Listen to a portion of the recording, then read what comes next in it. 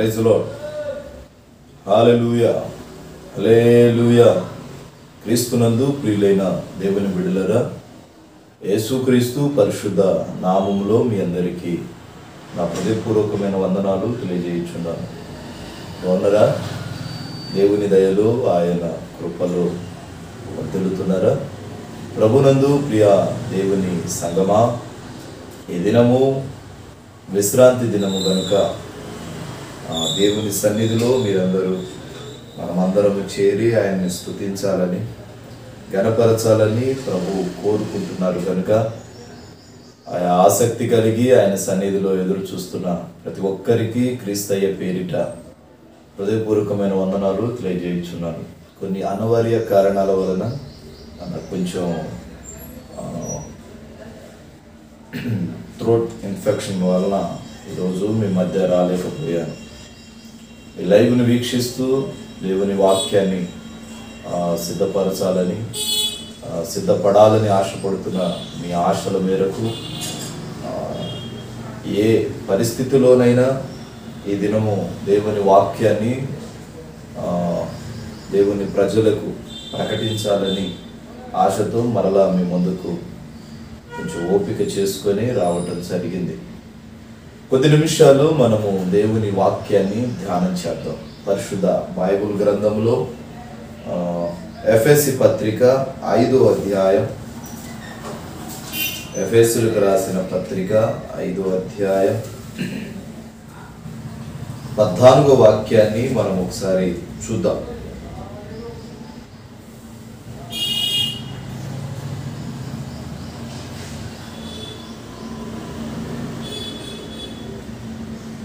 పదము నుండి చూద్దాం. సమస్తమును ఖండింపబడి వెలుగు చేత ప్రత్యక్షపరచబడును. ప్రత్యక్షపరచబడునది ఏదో అది వెలుగు గదా. అందుచేత నిద్రించుచున్న నీవు మేల్కొని మృతులలో నుండి లెమ్ము, నీ మీద క్రీస్తు ప్రకాశించునని ఆయన చెప్పుచున్నాడు. ఈరోజు నా అంశం, క్రీస్తు మీ మీద ప్రకాశించును. చాలామందికి వారి ఆధ్యాత్మిక జీవితంలో నా మీద క్రీస్తు ప్రకాశము లేదేమో అని అనుకుంటూ ఉంటారు.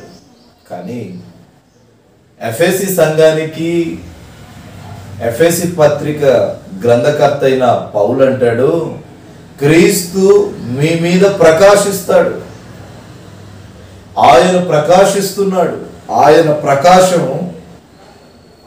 ప్రకాశము నీ మీద కలిగినప్పుడు నీవు అత్యంత దీవెన పొందుతావు, అత్యంత ఆశీర్వాదాన్ని పొందుతావు, ఎనలేని ఘనత పొందుతావు, ఎనలేని అభిషేకాన్ని పొందుతావు.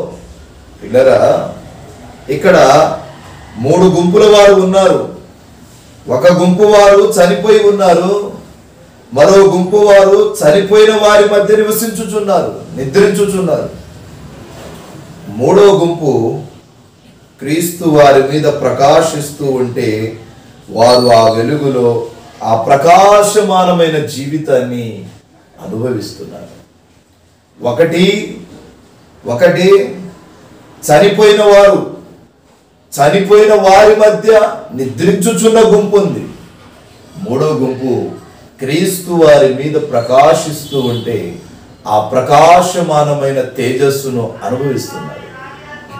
ఈ దినము నీ మీద క్రీస్తు ప్రకాశం ఉన్నదా? ఈ శుభవేళ, ఈ విశ్రాంతి దినము దేవుని వాక్యమును వినాలని ఆశతో ఎదురు చూస్తూ నాతో ఏం మాట్లాడతాడో, ఈ నూతన సంవత్సరం మొదటి విశ్రాంతి దినములో ఈ సంవత్సరం అంతటికి కావలసిన ఏ ఉపదేశం దేవుడు నాకు నేర్పిస్తాడో అని ఆశపడుతున్న నా దేవుని సంగమా, వాక్యం సెలవిస్తుంది. చాలా మంది పాపములో పడి పైకి బ్రతుకుచూ ఉన్నట్టు కనబడతారు, కానీ వాళ్ళు లోలోపల ప్రకాశము లేని జీవితాన్ని చేస్తూ ఉంటారు. జీవించుచున్నామన్న పేరే ఉంటుంది, కానీ వారి బ్రతుకుల్లో ప్రకాశమానమైన వెలుగు ఉండదండి. బ్రతుకుచున్నారన్న పేరే కానీ వారి జీవితము ప్రకాశమానంగా ఉండదు. సప్త సంఘములలో సార్దీసు సంఘముతో యోహాను అంటాడు, బ్రతుకుచున్నానన్న పేరు నీకుంది, జీవించుచున్నానన్న పేరే నీకుంది, కానీ నీవు మృతుడువురా, నీవు మృతుడువు. సంగమా, నీవు మృతి పొందిన దానివి. పాపము, స్తుతి ఆరాధన, పరిశుద్ధాత్మ అనుభవంలోకి రానివారు దేవుని వాక్యమును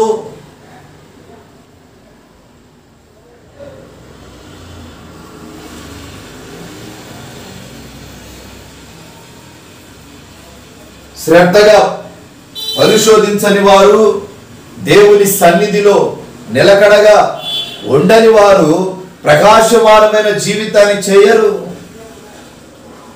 ప్రియులారా, పాపం, స్తుతి ఆరాధన, పరిశుద్ధాత్మ అనుభవంలోకి రాని వారు బయట బ్రతుకుతున్నారు, కానీ లోపల వాళ్ళు చనిపోయిన స్థితిలో ఉన్నారు. చచ్చిపోయిన స్థితిలో ఆ వెలుగు, ఆ ప్రకాశం వారి మీద పడకుండా సాతానుడు అడ్డుపడుతూ ఉన్నాడు. మీ మనోనేత్రములకు గ్రుడ్డితనమును కలుగ చేస్తున్నాడు. కొరింథీయులకు రాసిన 2వ పత్రిక 4వ అధ్యాయం 4వ వాక్యాన్ని మనం చదివితే, దేవుని స్వరూపియగు ఉన్న క్రీస్తు మహిమను కనపరచు సువార్త ప్రకాశము వారికి ప్రకాశింపకుండు నిమిత్తము ఆ యుగ సంబంధమైన దేవత అవిశ్వాసులైన వారి మనోనేత్రములకు గుడ్డితనమును కలుగచేసింది.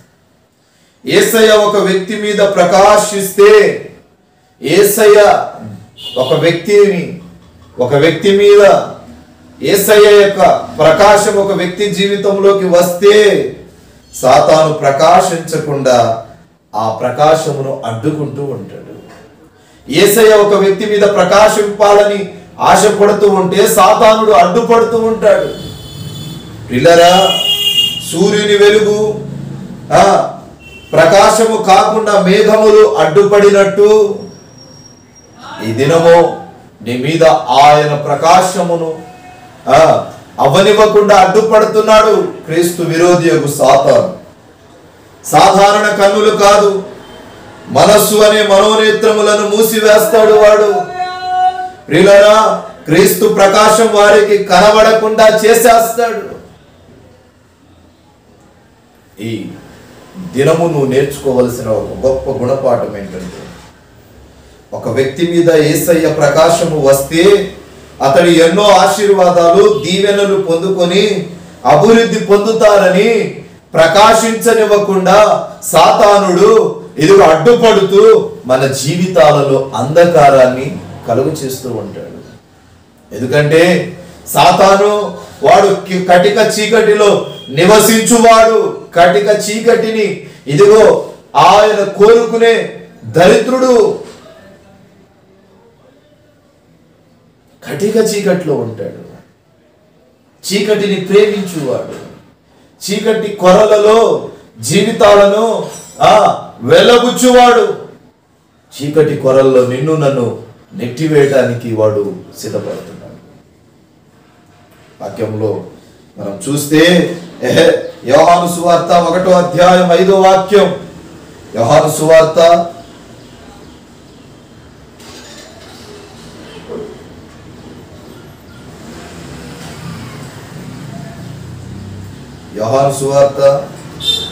1వ అధ్యాయం 5వ వాక్యం. ఆ వెలుగు చీకటిలో ప్రకాశించుచున్నది, కానీ చీకటి దాన్ని గ్రహింపకుండెను. ఆ వెలుగు చీకటిలో ప్రకాశిస్తుంది, కానీ ఆ ప్రకాశిస్తున్న వెలుగును చీకటి గ్రహించట్లేదు.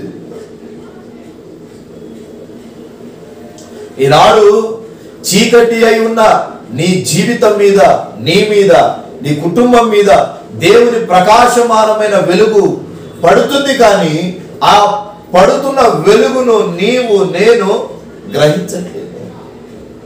అందుకంటాడు, నీ వాక్యము నా పాదములకు దీపమై నా త్రోవకు వెలుగై ఉంది. ఆయన వాక్యమును బట్టి, ఆయన చిత్తమును బట్టి మన జీవితాలు సరిచేయబడాలి. పిల్లరా, ద్వితీయోపదేశ కాండము 33వ అధ్యాయము 2వ వాక్యములో ఒక మాట అంటాడు చూడండి. సేయూరులో నుండి వారికి ఉదయించెను, ఆయన పారాను కొండ నుండి ప్రకాశించెను, వేవేల పరిశుద్ధ సమూహముల మధ్య నుండి ఆయన వచ్చెను, ఆయన కుడి పార్శ్వమున అగ్ని జ్వాలలు మెరుగుచుండెను. పారానులో నుండి వెలుగు కలగాలి. పారాను అనుభవంలోకి నీవు రావాలి. దేవుడు ప్రకాశము కలిగితే మాకు ఏం కలుగుతుంది అని ఈనాడు చాలా మంది వారి జీవితాలలో సందేహపడుతూ ఉంటారు. మీరు గమనిస్తే 50వ కీర్తన 2వ వాక్యములో ఒక మాట ఉంటుంది.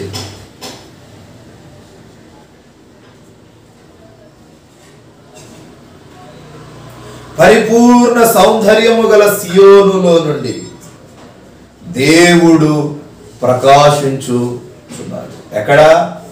పరిపూర్ణ సౌందర్యము గల సియోనులో నుండి దేవుడు నీ మీద ప్రకాశించును. దేవుని ప్రకాశం వలన మనకు కలిగే ఆశీర్వాదాలు కొన్నిటిని మనం బైబిల్ గ్రంథంలో నుండి ధ్యానం చేద్దాం. క్రీస్తునందు దేవుని సంగమా, సంఖ్యాకాండం 6వ అధ్యాయం 24వ వాక్యాన్ని చూద్దాం. మొదటి మాటగా దేవుని ప్రకాశం వలన కలిగే ఆశీర్వాదాలను మనము పాత నిబంధన గ్రంథమైన సంఖ్యాకాండం 6:24లో యెహోవా నిన్ను ఆశీర్వదించి నిన్ను కాపాడునుగాక. యెహోవా నిన్ను ఆశీర్వదిస్తాడు, నిన్ను కాపాడుతాడు.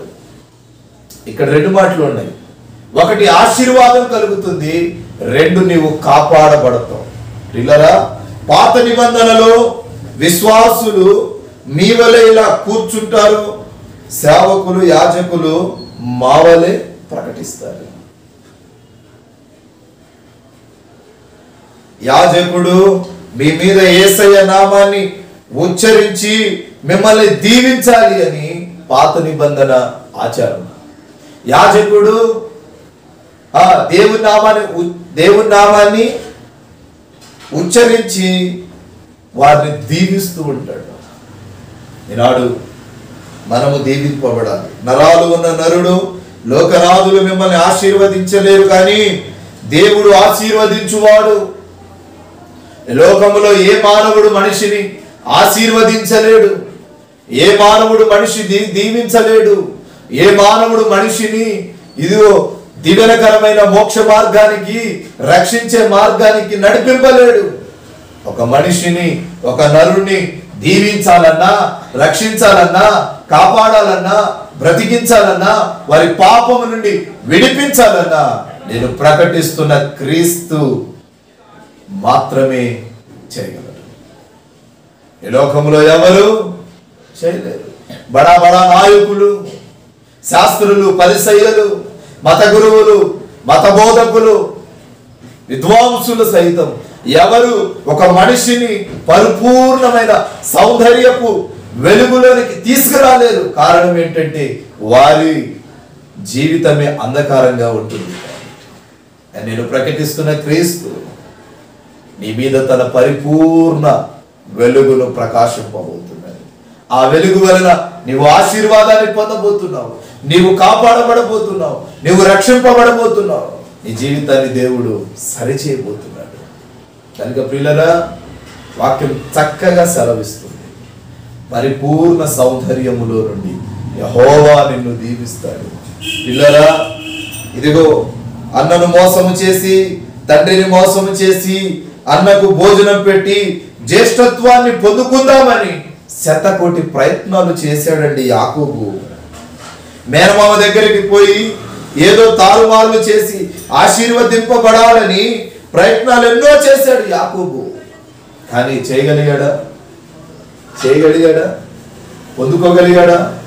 పొందుకోలేకపోయాడు. ఈనాడు చాలా మంది వీళ్ళను మోసం చేసి వాళ్ళను మోసం చేసి వీళ్ళ సొమ్మును ఆక్రమించి వారి సొమ్మును ఆక్రమించి ఎంతో ఎంతో ఎంతో సంపాదించుకొని దీవించబడాలని అనుకుంటారు. కానీ వారు ఆ దీవెన ఫలాన్ని పొందలేరు. వాళ్ళు అంతకంతకు దీవెనను పోగొట్టుకుంటారు, కానీ దీవింపబడరండి. 20 సంవత్సరాల తర్వాత యబ్బోకురేవు దగ్గరికి ప్రభు పాదాలు పట్టుకొని బ్రతిమలాడి అడుగుతున్నాడు, నీవు నన్ను దీవించేంత వరకు, దేవా నీవు నన్ను దీవించేంత వరకు నేను నీ సన్నిధిని విడిచి వెళ్ళను. మరి ఇట్టి అనుభవంలోకి నువ్వు రావాలి. ఈ నూతన సంవత్సరంలో నవజీవన మార్గంలోకి నువ్వు నడవాలి. నువ్వేమని ప్రార్థన చేయాలి తెలుసా? నీవు నన్ను దీవించేంత వరకు, నీవు నన్ను ఆశీర్వదించేంత వరకు, నీవు నన్ను ప్రేమించేంత వరకు, నీవు నన్ను పట్టుకునేంత వరకు, నీవు నాతో ఉన్నంత వరకు నేను నిన్ను విడిచిపెట్టను. ఆశీర్వాదాల కొరకు ఎన్నో మారువేషాలు వేసేవారు ఉన్నారు. ఆశీర్వాదాల కొరకు ఎన్నో మారువేషాలు వేశాడు యాకోబు. ఎవరెవరిని మోసం చేయాలో వారినందరినీ మోసం చేసుకుంటూ వచ్చాడండి. కానీ ఆశీర్వాదాన్ని పొందలేకపోయాడు. వాక్యం సెలవిస్తుంది, లోకం ఇచ్చే ఆశీర్వాదాలు అన్నీ రెక్కలు వచ్చి ఎగిరిపోతాయి, కానీ నా దేవుడిచ్చు ఆశీర్వాదం శాశ్వతంగా నిలిచే ఐశ్వర్యమును కలుగ చేస్తుంది. లోకంలో నువ్వు సంపాదించుకునే ఆశీర్వాదాలు రెక్కలు వచ్చి ఎగిరిపోతాయి, కానీ నా దేవుడిచ్చు ఆశీర్వాదం యుగ సమాప్తి వరకు నిలిచే ఉంటుంది. మరి ఆశీర్వాదం కావాలా? అటు ఆశీర్వాదాన్ని పొందుకోవాలని ఆశపడుతున్నావా? పిల్లరా, నేను వారిని ఆశీర్వదించెదను అని అన్నాడు కదా యేసయ్య. నేను వారిని దీవిస్తాను అని సమాధానం ఇచ్చాడు కదా. మరి ఆశీర్వాదాల కొరకు మనుషులను ఎందుకు, మనుషుల కాళ్ళ మీద ఎందుకు పడుతున్నావు?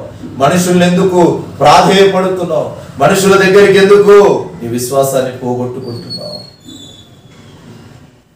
సంఖ్యాకాండము 6వ అధ్యాయం 25-24లో 6వ అధ్యాయం 25 నుంచి 27 వరకు చదివితే,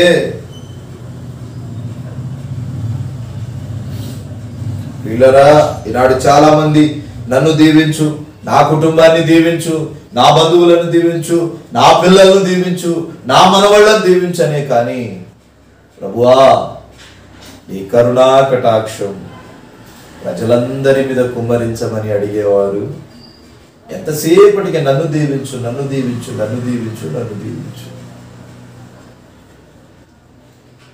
నశించి నరకానికి పోతున్న ఆత్మల పరిస్థితి ఏమిటి? ప్రకాశమానమైన వేకువ చుక్క వలె నీవు మారాలి. యెహోవా నీకు తన సన్నిధిని ప్రకాశింపచేసి నిన్ను కరుణించును గాక.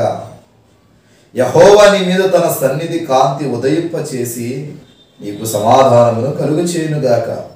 అట్లు వారు ఇశ్రాయేలుల మీద నా నామమును ఉచ్చరించుట వలన నేను వారిని ఆశీర్వదిస్తాను. దేవుని నామము ఉచ్చరించుట వలన, దేవుని నామము ప్రతినిత్యము స్మరించుకునుట వలన ఆశీర్వాదం కలుగుతుంది. దేవుడు తన ముఖ ప్రకాశమును మనకు కలుగచేస్తాడు.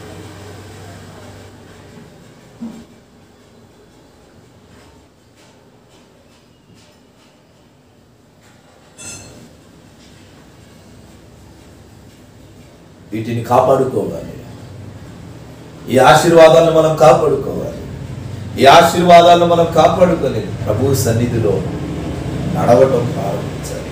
దేవుడు తన ముఖ ప్రకాశమును మనకు కలుగచేయాలి.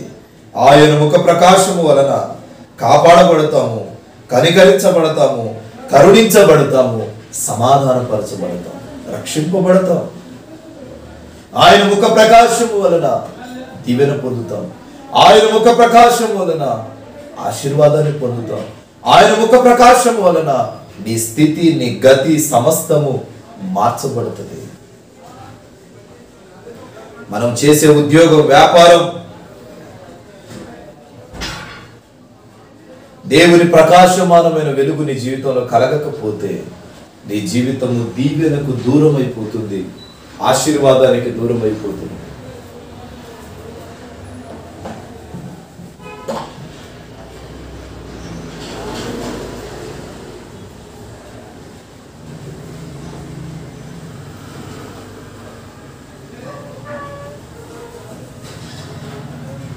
ప్రతినిత్యము దేవుని వెలుగు నీకు కలగాలి.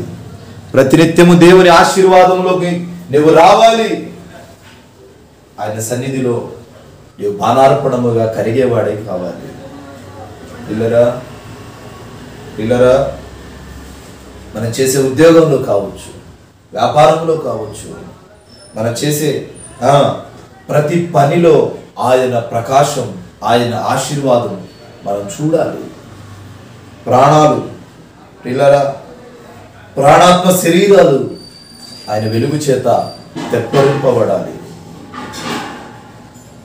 వాక్యం సెలవిస్తుంది, అనునిత్యము నేను నిన్ను దీవిస్తాను. మనం దేవుని సన్నిధిలో నడుము కట్టి నడవాలి. యేసయ్య చివరి ప్రార్థనలో అంటాడు, తండ్రి నీవు నాకు ఎంతో మందినిచ్చావు, నీవు నాకు ఎంతమందినిచ్చావో వారిని కాపాడి భద్రపరిచితిని అని ప్రార్థిస్తాడు కదా. యేసు నామములో మనం కాపాడబడటమే కాదు, కరుణించబడాలి, కృప పొందాలి. కృప నీ ప్రేమే నన్ను ఆదరించేను, సమయోచితమైన నీ కృపేనను దాచి కాపాడెను, నీ కృపలో దాచి కాపాడెను. బలసూచకమైన మందసమానికై సజీవయాగమై యుక్తమైన సేవకై ఆత్మాభిషేకముతో నన్ను నింపితివా. సంఘక్షేమమే నా ప్రాణమాయను, సంఘక్షేమమే నా ప్రాణమాయను. కృప పొందాలి. కరుణ అంటే గ్రేస్, కృప, దయ, ప్రేమపదం చాలా ఉంటాయి. వీటిని పొందాలి. దేవుని ప్రజల మీదకి ఎప్పుడు కృప ఉండాలి. నీ మీద, నీ కుటుంబం మీద, నీ బిడ్డల మీద దేవుని కృప ఉండాలి. నీ కృప లేని క్షణము ఊహించలేను. దేవుని కృప. సౌలు కృపను దూరం చేసుకుంటే దావీదు నా కృప, దావీదు దేవుని కృపకు పాత్రుడయ్యాడు. అంటాడు దేవుడు, నా కృప నిన్ను విడిచిపెట్టదు, నా కృప నీకు తోడై ఉంటది, నా కృపను నీవు దూరం చేసుకోవద్దు. దేవుడు అంటాడు, నా కృప నీవు దూరం చేసుకోవద్దు. దావీదు అంటాడు, నీ కృపను నాకు దూరం చేయకు నాయనా. అపోస్తలుల కార్యము 4వ అధ్యాయం 33వ వాక్యాన్ని చదువుదాం.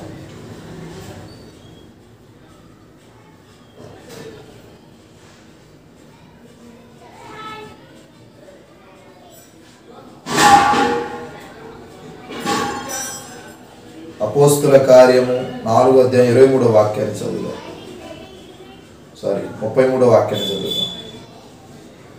ఇదియుగాక అపోస్తులు బహు బలముగా ప్రభు అయిన యేసు క్రీస్తు పునరుద్ధానమును గూర్చి సాక్ష్యం ఇచ్చిరి. దైవ కృప అందరి యందు అధికముగా ఉండేది. దైవ కృప అందరి మీద అత్యధికముగా ఉన్నది. మన మీద ఉందా? ఉందా? ఒక వ్యక్తి కానీ పరిచర్య కానీ విస్తరించాలి అంటే దేవుని కృప అత్యధికముగా తోడై ఉండాలి. దేవుని కృప అత్యధికముగా తోడై ఉన్నప్పుడు ఆ పరిచర్య అంతకంతకు అంతకంతకు అంతకంతకు అంతకంతకు వర్ధిల్లుతుంది. ఆ కుటుంబం అంతకంతకు విస్తరిస్తుంది. వారి జీవితంలో దేవుని చిత్తము రాయబడుతుంది. మత్తయి సువార్త 5వ అధ్యాయం 9వ వాక్యం, దీంట్లో 3వ మొదటి మాటలో సబ్ పాయింట్, 3వ మాట సమాధానమును పొంది ఉండాలి. మత్తయి సువార్త 5వ అధ్యాయం 9వ వాక్యములో అంటాడు, సమాధాన పరుచువారు ధన్యులు, వారు దేవుని కుమారులు అనబడుదురు. ఈనాడు చాలా మంది జీవితంలో సమాధానము దూరంగా ఉంది. సమాధానం కలిగి కుటుంబాలు జీవించట్లేదు, భార్యాభర్తలు జీవించట్లేదు, పిల్లలు జీవించట్లేదు, ఎవరు సమాధాన స్థితిని పొందటం లేదు. కానీ ప్రభు అంటాడు, నీ కుటుంబములో సమాధానము ఉండాలి, సమాధాన స్థితిని పొంది ఉండాలి. ప్రియులారా, మనకు 2 కాళ్ళు ఉన్నాయి. 2 కాళ్ళు వేరువేరుగా నడవదు కదా, నడుస్తుందా? నడవదు కదా. 2 కాళ్ళు సమాధానంగా ఉంటది, 2 కాళ్ళు సమపాళములో నడుస్తాయి. అట్లాగే మనము కూడా సమాధాన స్థితిని పొందుకొని జీవించాలి. మనము కూడా సమాధానమునకు వారసులమవ్వాలి. అందుక వాక్యము సెలవిస్తుంది, నీ పాదములు సమాధానమును కలిగి ఉండాలి. నీ పాదములు సమాధాన స్థితిని కలిగి ఉండాలి. సమాధాన మార్గములో నడవాలి. హృదయములో పరిపూర్ణ సమాధానమును మనము కలిగి ఉండాలి. ఆలోచనలకు తలంపులకు సమాధానం కలిగి ఉండాలి. ఆలోచన విషయంలో తలంపుల విషయంలో సమాధాన స్థితిని పొందాలి. పౌలు అంటాడు, అందరితో సమాధానముగా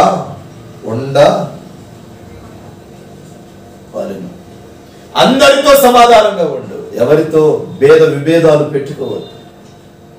సమాధాన స్థితిని పొందు. ఈనాడు సంఘములో సమాధానాలు ఉండవు. ఈనాడు కుటుంబాలలో సమాధానం ఉండట్లా.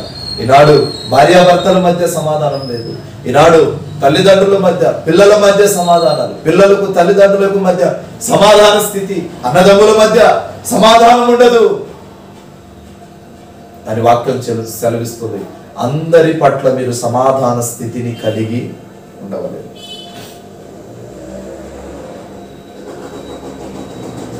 చాలా మంది కత్తెరలాగుంటారండి. చాలా మంది కత్తెరలాగుంటారు. కత్తెరకి ఎంతసేపటికి దాని పని ఏంటంటే కత్తెర కట్ చేసుకుంటూ వేరు చేసుకుంటూ వెళ్ళిపోతుంది. చాలా మంది ఈనాడు కాలాన్ని బేస్ చేసుకొని, కాలాన్ని ఆధారం చేసుకొని కత్తెరలాగా మారిపోతున్నారు. కానీ సూదిలాగా ఎవరు మార్చబడట్లేదని దేవుడు బాధపడుతున్నాడు. సూది ఏం చేసింది? కలుపుతుంది.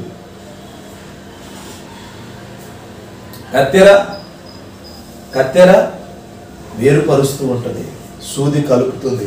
మనం సూది వలె ఉండాలి. భార్యాభర్తలు పిల్లలు సమాధానం కలిగి ఉండాలి. ఇలారా ఎగ్జాంపుల్కి చెప్తా. అత్త పేరు విశ్రాంతి, కోడలు పేరు ప్రశాంతి. అత్త పేరు విశ్రాంతి, కోడల పేరు ప్రశాంతి. వీరిద్దరూ అంటారు, కోడలు అంటది, నా అత్త సంగతి మీకు తెలియదు పాస్టర్ గారు. వాళ్ళ ఇంటికి వెళ్తే నా అత్త సంగతి మీకు తెలీదు.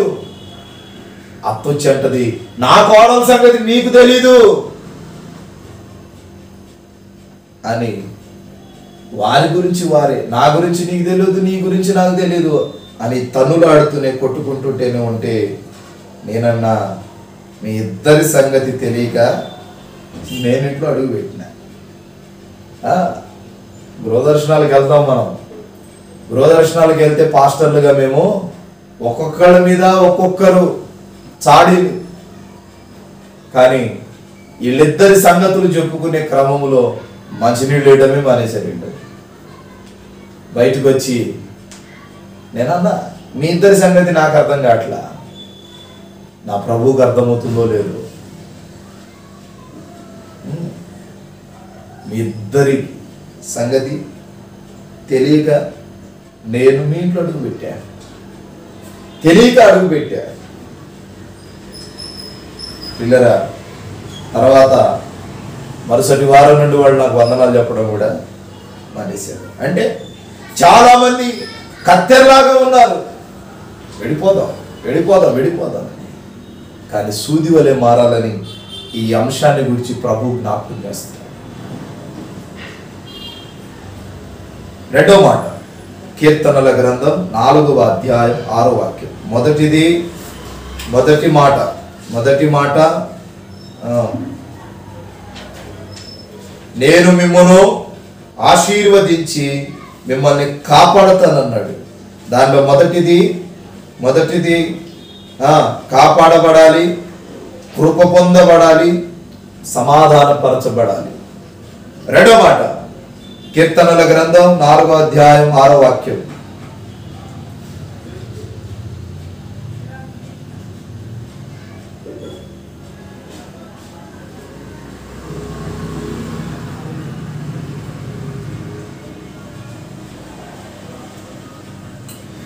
మాకు మేలు చూపు వాడెవడని పలుకువారు అనేకులున్నారు. యెహోవా నీ సన్నిధి కాంతి మా మీద ప్రకాశింపు. వారి ధాన్య ద్రాక్షారసములు విస్తరించిన వాటి సంతోషము కంటే అధికమైన సంతోషము నీవు నా హృదయములో పుట్టించితివి. ఏంటట? అధికమైన సంతోషం, హృదయములో అధిక సంతోషము కలుగ చేయువాడు నేను ప్రకటిస్తున్న క్రీస్తు. నీకు నోటి నిండా నవ్వు కలుగు చేయువాడు నేను ఆరాధిస్తున్న ప్రభు. వాక్యం సెలవిస్తుంది. అదే కీర్తన 80వ కీర్తన 3వ చరణం. దేవా, చెరలో నుండి మమ్మను రక్షింపుము, మేము రక్షణ నొందునట్లు నీ ముఖ కాంతి ప్రకాశింపచేయు. మేము రక్షింపబడినట్లు, నేను రక్షణ పొందునట్లు నీ ముఖ కాంతి మా మీద ప్రకాశించు. రక్షణ పొందుదాము. దేవుడు ప్రకాశిస్తే రక్షణ పొందుతాం. దేవుని ప్రకాశం, దేవుని వెలుగులో, దేవుడు ప్రకాశించే ఆ ప్రకాశమైన వెలుగులో రక్షణ కలుగుతుంది. ఈనాడు బాప్తీసాలు తీసుకోకుండా దేవుని దుఃఖపరిచేవారు కోకొల్లలుగా ఉన్నారు. అక్కడే అదే అధ్యాయం 80వ అధ్యాయం 7వ వాక్యంలో, సైన్యములకు అధిపతియగు దేవా, చెరలో నుండి మమ్మను రక్షింపము, మేము రక్షణ నొందునట్లు నీ ముఖ కాంతి మా మీద ప్రకాశించు. ఒకటే మాట 3 చోట్ల రాశాడు. సైన్యములకు అధిపతియగు యెహోవా 19వ చరణం, మేము రక్షణ పొందునట్లు నీ ముఖ కాంతి మా మీద ప్రకాశించు. ఒకటే మాట 3 చోట్ల రాశాడు. అంటే దేవుని ప్రకాశమానమైన వెలుగులో రక్షణ కలుగుతుంది. రెండవది, అధిక సంతోషం కలుగుతుంది. వీటిలో ఒక 2-3 సబ్ పాయింట్స్ చెప్తాను, సైడ్ పాయింట్స్. పిల్లరా, ఒక 2 సైడ్ పాయింట్స్ చెప్తాను. ఒకటి, రక్షణ పొందుతాం. రెండవది, పిల్లరా మనము దేవుని వెలుగు చూడాలి. దేవుడు ప్రకాశిస్తే గ్రామాలు, దేశాలు అన్నీ రక్షింపబడతాయి. దేవుని వెలుగు ప్రకాశము మన మీద పడితే మన కుటుంబాలు, మన గ్రామాలు, మన ప్రాంతాలు, మన జిల్లాలు, మన దేశం, మన రాష్ట్రం ఈ భూప్రపంచమే రక్షింపబడుతుందండి. ఆ రక్షణ కలగకూడదని, ఆ వెలుగు మన మీద ప్రకాశింపబడకూడదని సాతానుడు అడ్డుకుంటూ వస్తున్నాడు. యేసయ్య ముఖ కాంతి సంఘం మీద ప్రకాశింపబడాలి. దేవుని ప్రజల కడవరి రక్షణను పొందాలి. రక్షణ అనేది 3 రకాలు. ఒకటి హెబ్రీ పత్రిక 10:37 రాస్తాడు, ఆత్మకు రక్షణ కలగాలి. చూస్తారా? హెబ్రీ పత్రిక 10వ అధ్యాయం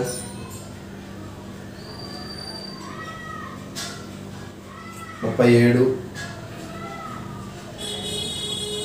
ఇక కాలము బహు కొంచెముగా ఉన్నది, వచ్చుచున్నవాడు ఆలస్యము చేయక వచ్చును. నా ఎదుట నీతిమంతుడైన వాడు విశ్వాస మూలముగా జీవించును.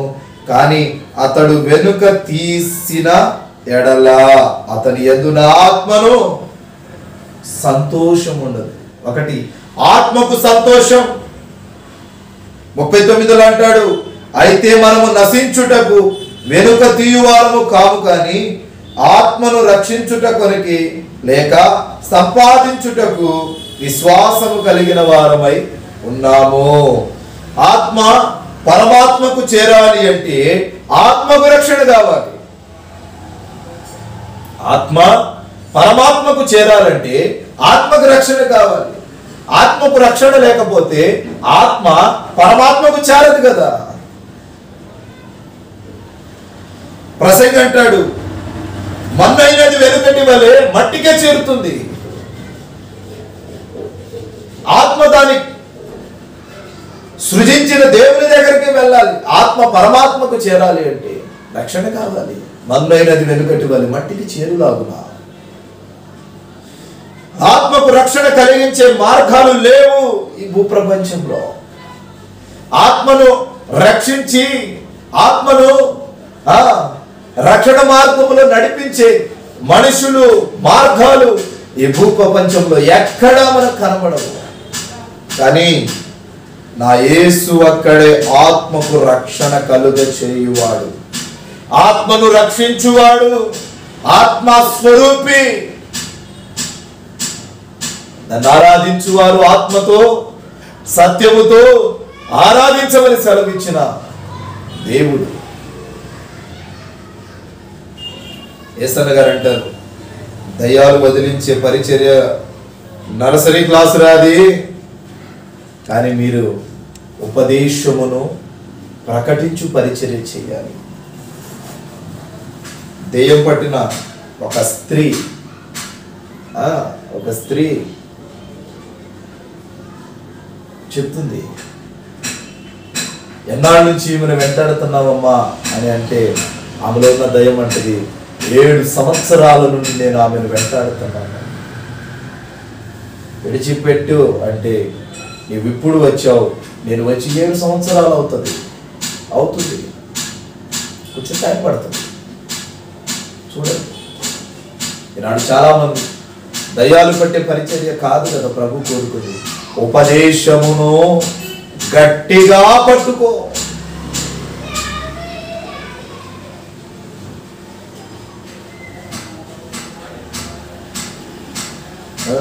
అప్పుడు దురాత్మ నీలోకి రాదు. దురాత్మ చేతను పట్టి పీడింపబడుతున్నావేమో వాక్యం సెలవిస్తుంది. నా వాక్యము నీ పాదములకు దీపమై ఉంది. దేవుని వాక్యాన్ని చదువు, దేవుని సన్నిధిలో ప్రార్థన చేయి. నీలో ఉన్న ఆ చీకటి ఉండలేక నిన్ను విడిచి వెళ్ళిపోతుంది. సర్వోన్నతుడైన దేవుని సేవకులు వారు మీకు రక్షణ మార్గాన్ని ప్రచురపరుస్తారు. సర్వోన్నతుడైన దేవుని సేవకులు, ప్రవక్తలు మీకు దేవుని రక్షణను గురించి ప్రకటించినప్పుడు మీరు పెడచెవి పెట్టకూడదు, అనాలోచన పెట్టకూడదు, ఆలోచన కలిగి జీవించాలి. దెయ్యం ఏం ప్రచురపరుస్తాయి పిల్లరా? మనుషులు కాలము, ఆచారాలు రక్షణ ఇవ్వలేరు. కానీ మనుషులు ఇవ్వలేరు రక్షణను, కాలం ఇవ్వలేదు రక్షణను, ఆచారాలు కూడా రక్షణ ఇవ్వలేదు. కానీ నేను ప్రకటిస్తున్న క్రీస్తు యొక్క రక్షణ, నేను ప్రకటిస్తున్న క్రీస్తు యొక్క స్వారూప్యమును, సేవకుని నోటి నుండి వచ్చే ప్రతి మాట రక్షణ మార్గాన్ని మీకు ప్రచురపరుస్తుంది. చూస్తారా? అపోస్తుల కార్యములు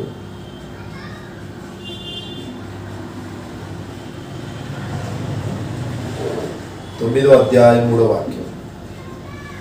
అతడు ప్రయాణము చేయొచ్చు దమస్కు దగ్గరకు వచ్చినప్పుడు అకస్మాత్తుగా ఆకాశము నుండి ఒక వెలుగు అతని చుట్టూ ప్రకాశించెను. అప్పుడు 6వ వచనం, లేచి పట్టణములోకి వెళ్ళుము, అక్కడ నీవు ఏమి చేయవలనో అది నీకు తెలుపబడుతుంది. ఆ తదుపరి 13వ వచనం, ఇక్కడ పౌలు సౌలుగా ఉన్న రోజుల్లో దమస్కులో ఉన్న దేవుని ప్రజలను హతమార్చాలని కంకణం కట్టుకొని ప్రయాణమై వెళుతున్నప్పుడు పిల్లరా, అక్కడ దేవుడు అతనితో మాట్లాడాడు. ఎవరు నువ్వు అని సౌలు అడుగుతుంటే, నీవు హింసించుచున్న దేవుడను యేసును నేనే, నా సేవకుడైన చూస్తారా, అననీయా దగ్గరికి, దమస్కులో అననీయా అను శిష్యుడు ఉండెను. ప్రభు దర్శనమందు అననీయా అని అతన్ని పిలవగా అతడు, ప్రభువా ఇదిగో నేనున్నాను నేను. అందుకు ప్రభు, నీవు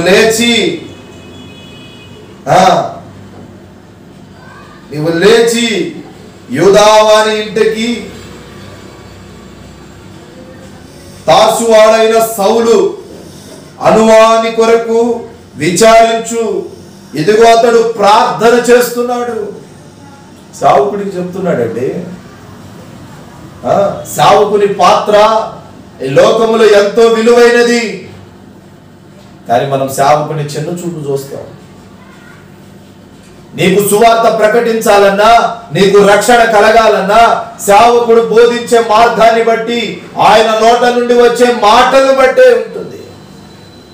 నువ్వే పని చేయాలన్న దేవుడు తన సేవకుని నోట నుండి తెలియపరుస్తాడు, తేటపరుస్తాడు. నీ సంఘ కాపుని ఎలా గౌరవిస్తున్నావు ఆలోచించే. దేవుని సేవకులు అంటే చాలా మందికి ఒక ఆలోచన ఉంటుంది, ఎంగిలి మెతుకులు తినేవారని. దేవుని సేవకుడు అంటే దేవునికి ప్రజలకు మధ్యవర్తి. దేవుడు ఏం చెప్తే తన ప్రజలకు చెప్పి, తన ప్రజలు ఏం చెప్తే అది దేవునికి చెప్పి మధ్యలో నలిగిపోయేవాడండి సేవకుడు.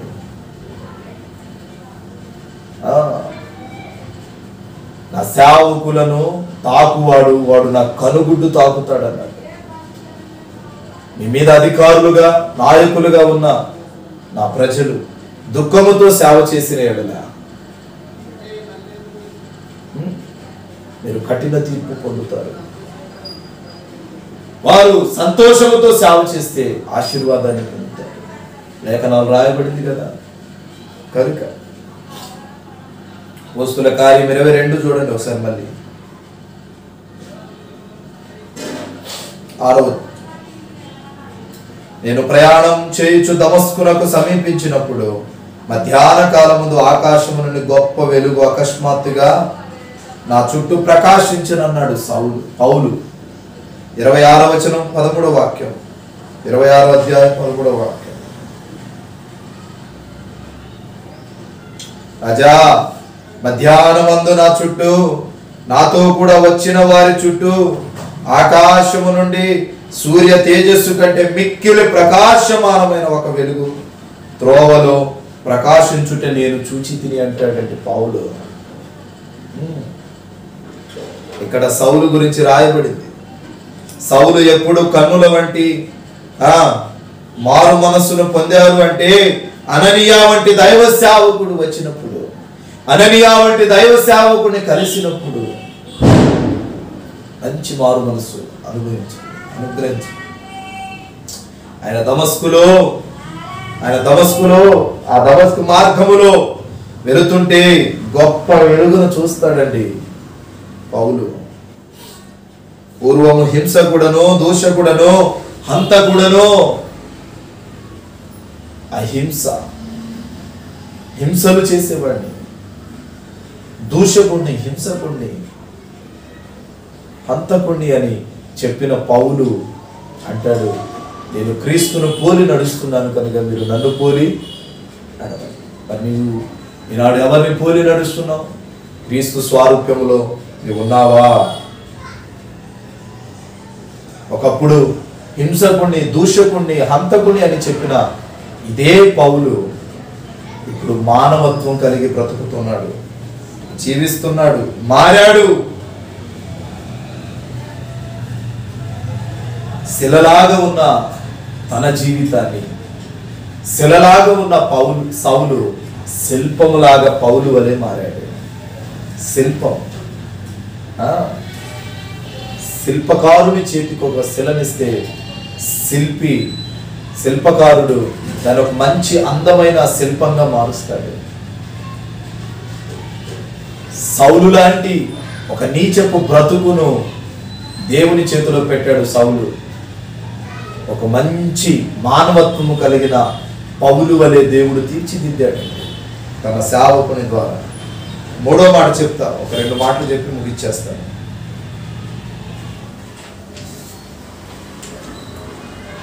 కీర్తనల గ్రంథం 78వ కీర్తన 14వ చరణాన్ని చదువుదాం.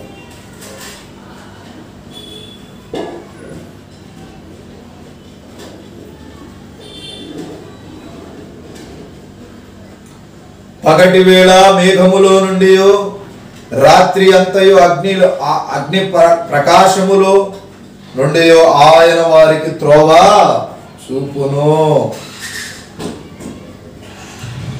అగ్ని స్తంభముగా ఉండి త్రోవ చూపుతాడు. భౌతికముగా త్రోవ చూపేది ఇంటికి కాదు. ఇశ్రాయేలులు ఐగుప్తు దేశము నుండి బయలుదేరి 40 సంవత్సరాలు ప్రయాణం చేశారు. పాలు తేనెలు ప్రవహించు దేశానికి ప్రయాణమై వెళ్ళారు.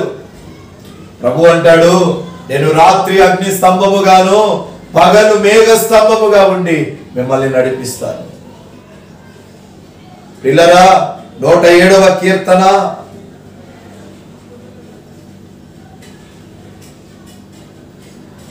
30వ వాక్యం.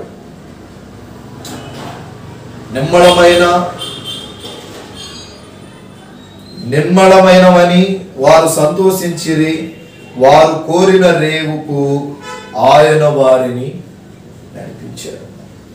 వారు శ్రేష్టమైన పునాదులు కలిగిన పట్టణాన్ని, దేశాన్ని కోరుకున్నారండి ఇశ్రాయేలీలు. మనము పరమ కానానుకు చేరే మార్గమును కోరుకోవాలి. ఇశ్రాయేలీలు శ్రేష్టమైన పునాది కలిగిన ఆ పట్టణాన్ని కోరుకున్నారు, చేర్చబడ్డారు. మనము ఈనాడు పరమ కానానుకు చేరాలని తీర్మానం చేయాలి. నూతన యెరూషలేమును చేరే మార్గాన్ని నీవు నేను కోరుకోవాలి. ఆ పరిశుద్ధుడు నివసించు ఆ పరలోక సింహాసనమును చేరే మార్గాన్ని నీవు నేను కోరుకొని జీవించాలి. పిల్లరా, ఇశ్రాయేలీయులకు ఎక్కడికి వెళ్ళాలో తెలియలేదు, కానీ దేవుడు ఇచ్చు ప్రకాశములో త్రోవలో వారు నడిపింపబడ్డారు. వారి గమ్యం ఏమిటో తెలియదు, వారు ఏ గురిని పోతున్నారో తెలియదు, కానీ దేవుడు త్రోవ చూపుతూ ఉంటే ఆ త్రోవలో వారు నడుస్తూ ఆ ప్రకాశంలో వారు వెళుతూ వారి గమ్యస్థానానికి చేరారండి, ప్రయాణం చేశారు. పిల్లరా, నీ వాక్యము నా పాదములకు దీపమని సెలవిచ్చాడు. పిల్లరా, ఇదిగో దేవుని వాక్యము మన పాదములకు దీపముగా మార్చబడాలి. కోరాహు, అబీరాము, దాతాను దేవుని వాక్యపు విషయములో సేవకుడు మాట్లాడుతుంటే ఇష్టపడక నొచ్చుకున్నారు. వారి జీవితాలు పతనానికి వెళ్ళిపోయాయి, పాడైపోయాయి. ఐగుప్తులో బయలుదేరిన ఇశ్రాయేలీయులు చాలా మంది అవిశ్వాస పరులుగానే ఉన్నారు, కానీ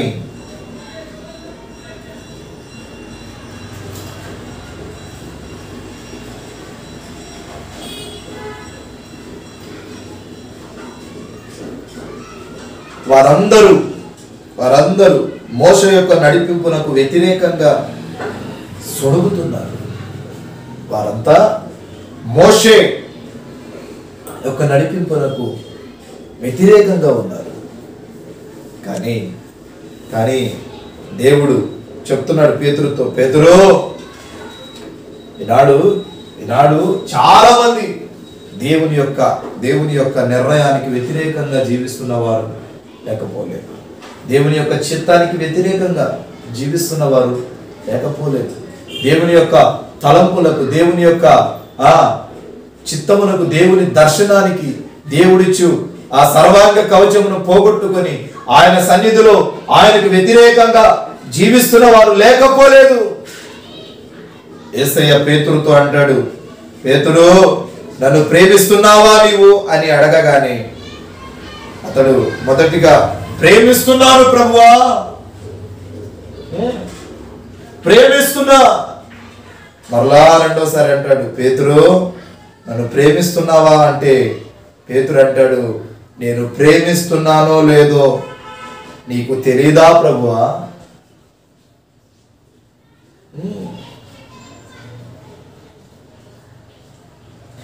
అసలు మళ్ళీ ప్రభు అడగడానికి గల కారణం ఏంటి?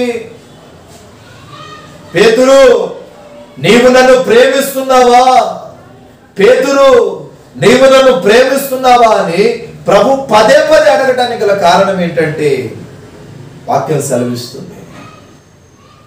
పదే ఆయన అడుగుటకు గల కారణం ఏంటంటే, ప్రియులారా, 3 సార్లు అడిగేసరికి పేతురు వ్యసనపడ్డాడు.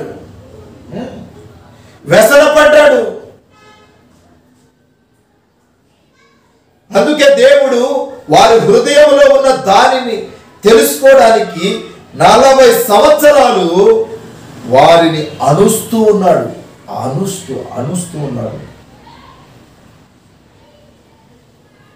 వారి మదిలో ఏమి దాగి ఉందో, వారి జీవితాల్లో ఏది దాచబడి ఉందో ఆ విషయాలను తెలుసుకోవడానికి ఇంచుమించు 40 సంవత్సరాలు వారిని అణిచివేస్తూ ఉన్నాడు ఇశ్రాయేలీయులను. వాక్యం అనే త్రోవలో నడిపింపబడే వారికి దేవుడు త్రోవ చూపుతాడు. వాక్యం అనే త్రోవలో నడిపింపబడే వారికి దేవుడు ఇదిగో రాత్రి అగ్నిస్తంభముగా ఉంటాడు, పగలు మేఘస్తంభమై ఉంటాడు. దేవుని త్రోవలో నడిపింపబడే వారి జీవితాలు దీవెనకరంగా ఉంటాయి. నేను మీ మధ్య ఉన్నాను, ఇక మీదట మీకు అపాయం కలగదని సెలవిస్తాడు.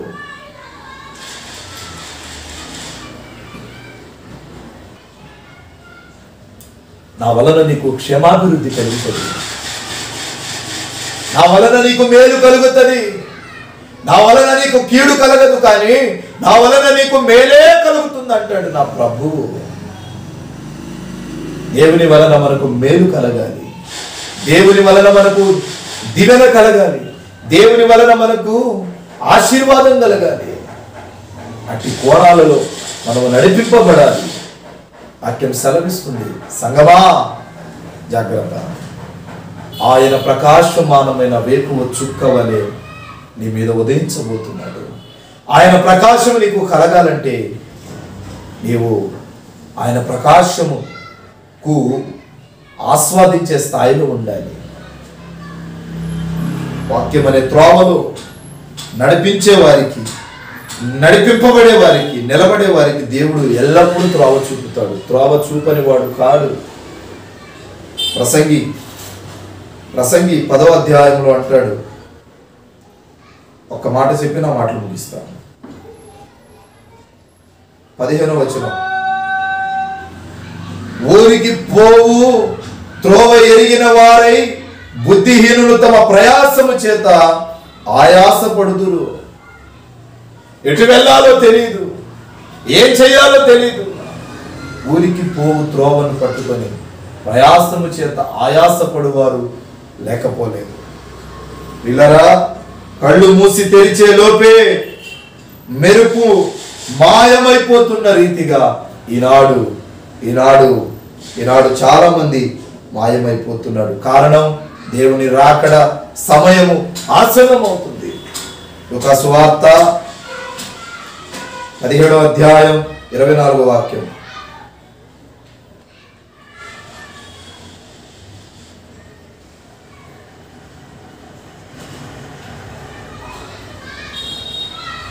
ఆకాశము క్రింద ఒక దిక్కు నుండి మెరుపు మెరసి ఆకాశము కింద మరి ఒక దిక్కును కెలాగు ప్రకాశించునో అలాగున మనుష్య కుమారుడు ఒక దినమున ఉండును. 4వ మాట, యేసయ్య రాకడ మెరుపు వలె ప్రకాశిస్తుంది. యేసయ్య రాకడ మెరుపు వలె వస్తుంది. మెరుపు ఇట్ట వచ్చి ఇట వెళ్ళిపోతుంది.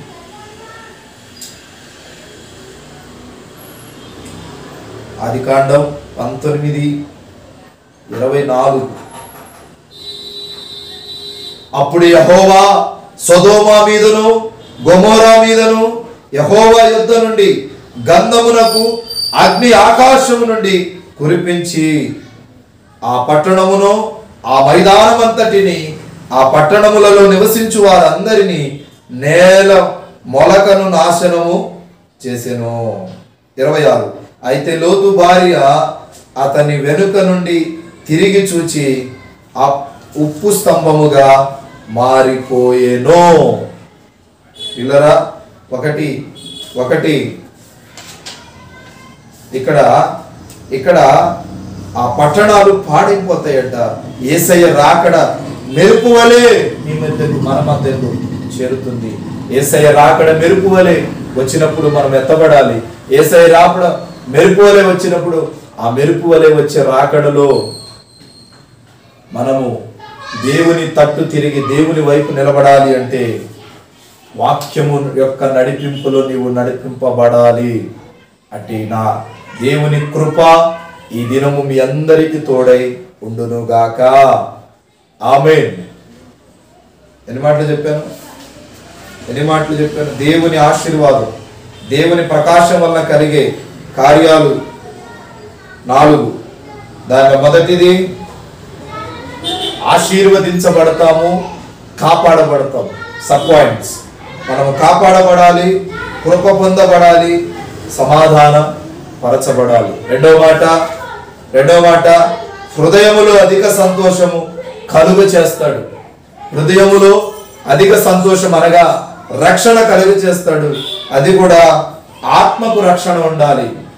3వ మాట, అగ్ని స్తంభముగా ఉండి త్రోవ చూపు దేవుడు. నేను ప్రకటిస్తున్న క్రీస్తు త్రోవ చూపు దేవుడు. ఉండబోవు నూతన యెరూషలేమునకు త్రోవ చూపువాడు. 4వది, యేసయ్య రాకడ మెరుపు వలె మన మధ్య ప్రకాశిస్తుంది. ఈ 4 మాటలు, ఈ 4 కోణాలలో దేవుడు మనతో మాట్లాడినందుకు ప్రభును స్తుతిస్తున్నాను. ఈ మాట నా ప్రభు మీ వెనుకల్లో దాచి ఉంచును గాక. ఆమేన్. మోకరించండి, ప్రార్థన చేద్దాం. ప్రేమ స్వరూపి దయగల మా తండ్రి, పరిశుద్ధ పాదాలకు స్తోత్రాలు. ఈ ఉదయకాలము అయ్యా ప్రతికూలమైన సమస్యలు, ప్రతికూలమైన సమయము అయినప్పటికీ అనుకూలముగా మార్చి అయా కొద్ది నిమిషాలు నీ బిడ్డలుగా మేమందరము నిన్ను స్మరించుటకు మీరు ఇచ్చిన కృపను బట్టి స్తోత్రాలు. ప్రత్యక్ష ప్రసారము ద్వారా నీ బిడ్డలకు ఈ వాక్యాన్ని ప్రకటన చేయుటకు కృప చూపావు. అందును బట్టి వందనాలు చెల్లిస్తూ మేలులతో, మహిమతో, కృపతో, ఆత్మతో, దీవెనతో ప్రతి ఒక్కరిని మీరే నింపి నడిపించి బలపరి స్థిరపరచుందని నీ నామములో ప్రతి ఒక్కరిని మీరు జ్ఞాపకం చేసుకున్నాను. ఈ దాసుడిగా నాకు ఆరోగ్యమును, బలమును, శక్తిని దయచేయి. నా గొంతును సరళము చేయండి అయా. వాపును తీసివేసి అయినా నొప్పిని తీసివేసి నీ పనిలో అయా రానున్న దినాలలో వాడుకోండి. త్వరలో మేమందరము నిన్ను స్తుతించి ఆరాధించే కృప మాకు మీరు అనుగ్రహించి మహిమ పొందమని యేసు నామమున ప్రార్థిస్తున్నాను పరమ తండ్రి. ఆమేన్. దేవునికి స్తోత్రం. మీ అందరికీ హృదయపూర్వక వందనాలు తెలియజేయుచున్నాను. God bless you. దేవుడు మిమ్మల్ని, మీ కుటుంబాలను దీవించును గాక. నా కొరకు ప్రార్థన చేయండి. మీ కొరకు నేను అనునిత్యం ప్రార్థిస్తున్నాను. దేవుడు సమాధానం ప్రతి క్షణం అన్ని వేళలా మనకు తోడే ఉండి నడిపించును గాక. Amen. God bless you. Brother B Abhishek Naik, Nageswaram Thanda, Machavaram మండలం, గుంటూరు డిస్టిక్. మా ఫోన్ నెంబర్ 7659018230.